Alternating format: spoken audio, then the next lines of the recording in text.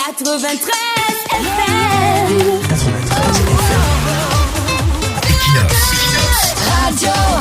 Bonjour, il aurait été vraiment idéal que les audiences de l'affaire Martinez soient retransmises sur une ou plusieurs chaînes de télévision. Parce que depuis le début, plusieurs comptes rendus sont complètement biaisés, soit de bonne foi parce que certains veulent parler d'une chose à laquelle ils n'ont pas assisté et se fient au ragot, soit de mauvaise foi dans la mesure où ils décident de tordre le cou à la vérité qu'ils détiennent pourtant. L'affaire étant éminemment politique et impliquant des hommes des médias dont la victime elle-même Martinez, il devient clair qu'une partie de ce procès se joue sur le plan médiatique. Certaines parties essayent d'utiliser les médias sociaux et classiques pour manipuler l'opinion. Pourtant, une retransmission en direct des audiences aurait permis de réduire à une portion très insignifiante la désinformation et par conséquent la manipulation. C'est tout le monde qui veut tirer la couverture de son côté et la plus grande victime dans cette lutte médiatique, c'est l'opinion publique.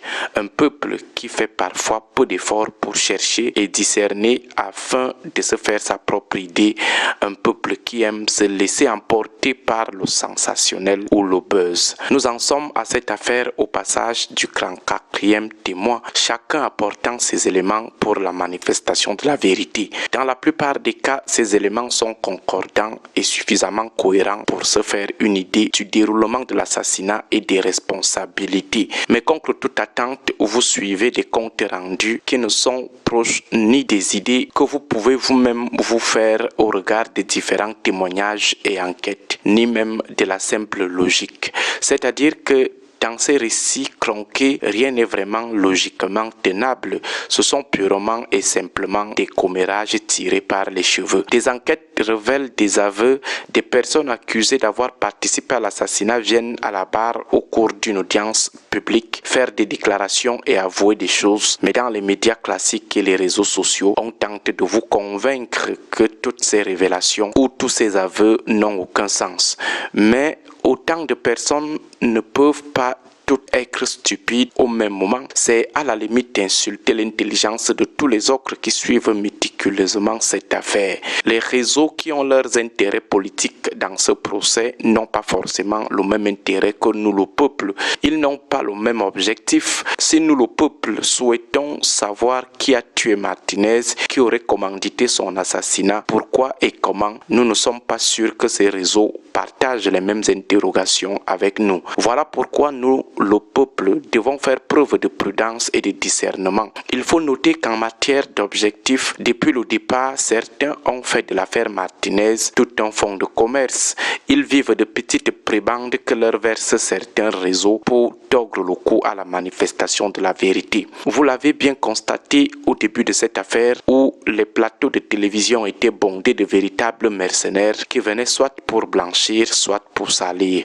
Nous autres qui suivons cette affaire avons déjà accumulé un faisceau d'indices qui, à défaut de nous aider à tirer des conclusions définitives assez défendables, peut tout au moins nous permettre de détecter la manipulation ou de ne pas y céder.